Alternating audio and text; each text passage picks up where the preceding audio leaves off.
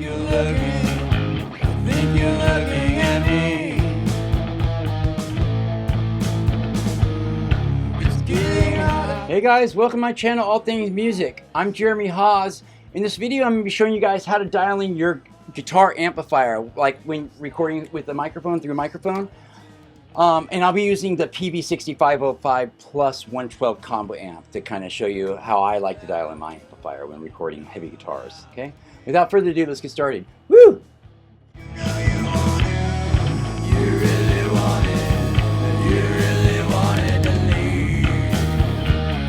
Alright guys, so here's the amp, the 112, the combo amp I'll be using, the PV6505 plus 112 combo amp, just to show you how to dial it in. I'll do a close-up in just a second. Here's a better view of it. You can see that speaker in there a little better behind the mesh. Anyways, and I'll be, even though I'm not doing audio recording or anything today, I'm just showing you a mic. I like to use the SM57, Shure SM57. It's a great instrument mic and amplifier microphone, and it's, you know, I mean, I've even used it for vocals. I've heard other people use it for vocals. Anyways, great mic. This is what I like to use. I'll have another video showing you guys how, mic placement in just a second. Or I mean, after this video, I mean, you can scroll ahead if you want to see that, because you do want to learn both mic placement and how to dial in the amplifier. You want those in tandem also. All right, guys. First off, we're going to start off with a clip of the both channels for the PV6505 plus 112 combo amp. Okay, now it's got a rhythm channel. That's the green channel here, and that's the clean channel. It's got the crunch also. So now we're going to be working with the lead channel, which is the red channel. That's got the classic gain, that distortion I'm after. So here's a close-up of it right here. So first off, we're going to go ahead and come back to the presence and resonance, and we're going to start with the post, which is the volume for the amp, the overall volume. Now, you don't want this too quiet and you don't want it too loud. You actually want the speaker to engage a little bit. You want it to start moving. That's about the sweet, for the PV6505 plus, the sweet spot's around 2 1/4, I believe, anyways. That's just where you want the speaker to just start moving. Not too much, just start moving.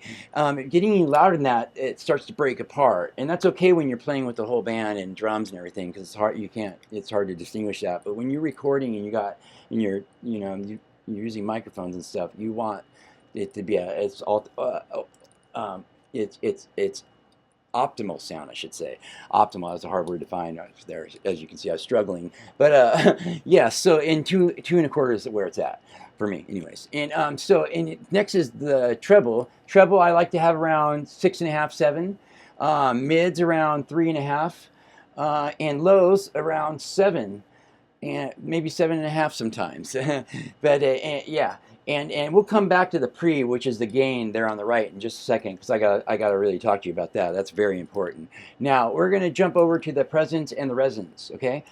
And presence is it's got the more bright sound. It's bright, and then the resonance is more the bassy overall sound. So you don't want it too bright, because that, you already got treble high. It starts to hurt the ears a little bit. And things like, it's too trebly, and you got to be careful with the presence, because it will be too bright if you have it too loud. But these guys don't open up, the presence and resonance on this amp, on the 6505 plus circuit board.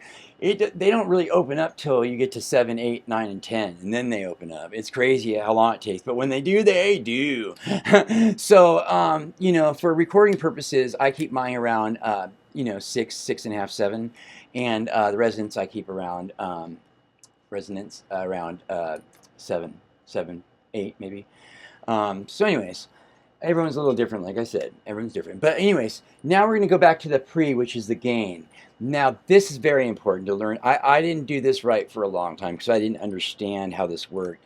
If you're doing metal, rock, heavy metal, hard rock, that kind of stuff, you're probably doing a lot of stacking tracks, like doing the same guitar part several times, like anywhere from 2 to 4 to 6 times, rhythm part, and then splitting those off to the left and right to give it a big wide pan, and you're trying to get that take as close as possible. Now, if you've got all these guitars and they're all got a lot of, each time you stack a guitar, it's going to stack that distortion, the saturation of your gain.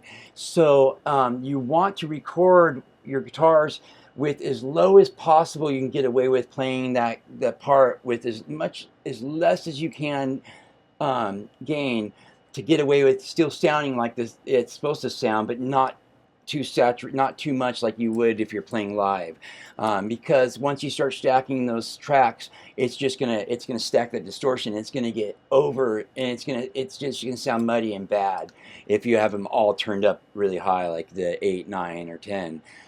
So pay attention to that part, okay? That's really important. But anyways, now this is the next part of recording and dialing in your amp. Now, I know this video is just about dialing in your amp, but I just want to throw this real quick part out to you. If you're like me and a struggling musician, you're probably recording at the case, you probably record and have all your instruments and amps all in the same room. And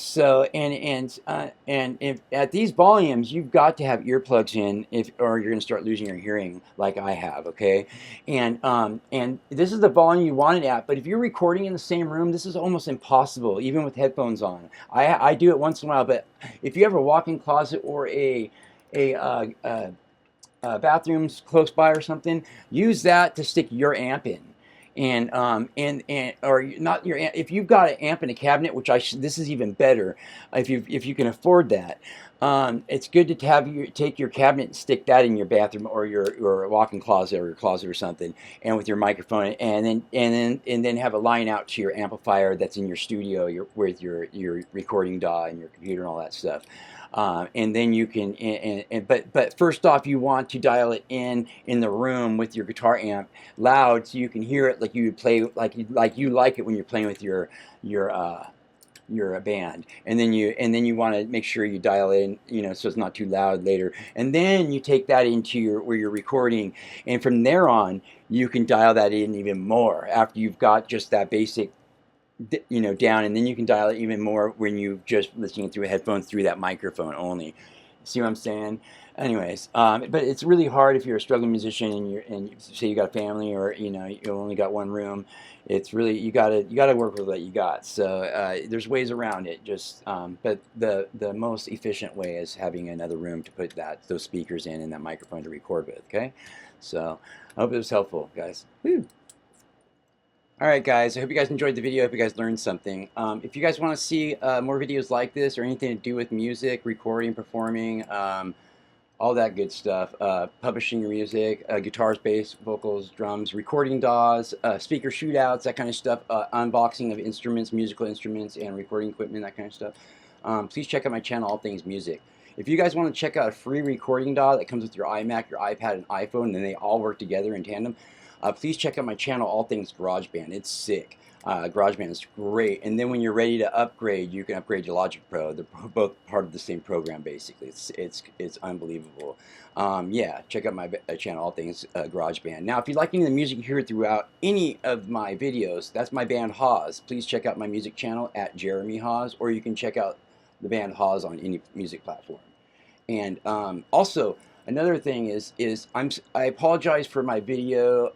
If I'm bumping mics once in a while, or the quality of my camera, that kind of stuff. I'm kind of new to video edit. I'm really new to, not kind of. I'm new to video editing and doing all that good stuff, graphic design stuff. I love it, but I'm new to it. But I've been playing and recording and performing music for like 30+ years. Went to school for it in Hollywood, lived there, played everywhere, played all around. I love it. That's what I do for a living. I know it very well now, since I've done all the don'ts, and I'm learning all the, I've learned all the do's. So if I can save you some time and hassle, I will. Now, so I just want to let you know that the quality of the videos and all that stuff will get better as I can afford to. I have to buy a piece at a time. If you're a struggling musician like I am, you understand this. So, but I love this. I love music. I love this channel. I'm going to put all my love and heart into this channel, so give it some time and it will grow. But I'm trying to put out videos as much as possible. I'm going to try to put out at least 2, maybe 3 a week from now on. So anyways, that was awesome. Have an awesome day. Don't do anything I wouldn't do. See you on the flip side. Woo! That leaves it wide open. See you guys.